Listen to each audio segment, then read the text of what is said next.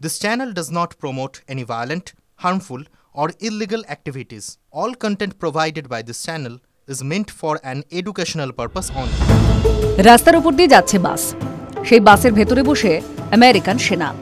সম্প্রতি বাংলাদেশের এমন একটা ভিডিও ভাইরাল হয়েছে সোশ্যাল মিডিয়ায়। তারপর থেকেই প্রশ্ন উঠতে শুরু করেছে, হঠাৎ ট্রাম্পের সেনা কেন ঘুরছে সে দেশে? পরবর্তীতে জানা গেল আসল কারণ। জানা যাচ্ছে, চট্টগ্রাম বন্দরে আমেরিকান সেনাদের স্বাগত জানিয়েছে বাংলাদেশি সেনা। পরবর্তীতে বাংলাদেশ সীমান্তে ইতিমধ্যে প্রস্তুতি নিয়েছে বাংলাদেশি সেনা ও সেদেশের বর্ডার গার্ড বাংলাদেশ বিজিবি। ভ্যানে করে আমেরিকার সেনাকে এলাকায় ঘুরতেও দেখা গিয়েছে। একটি বাংলাদেশি পোর্টাল অনুযায়ী কক্সবাজারের সমুদ্র সৈকতে দমকল কর্মীদের প্রশিক্ষণ দিতে মার্কিনী সেনা ও বিমান বাহিনীর সদস্যরা। মূলত বন্যা, জলোচ্ছ্বাস, ঘূর্ণিঝড় কবলিত যারা রয়েছেন তাদের উদ্ধারের জন্য ফায়ার সার্ভিস কিভাবে কাজ করবে তার জন্য প্রশিক্ষণ দেওয়া হয়েছে। 4 দিন ধরে চলে এই প্রশিক্ষণ।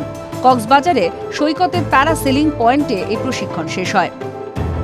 আন্তর্জাতিক বিশেষজ্ঞদের একাংশরা মনে করছেন, শুধুমাত্র ফায়ার সার্ভিসের কর্মীদের প্রশিক্ষণ দিতেই 7 সমুদ্র 13 নদী পেরিয়ে চলে এলেন ট্রাম্পের সেনারা।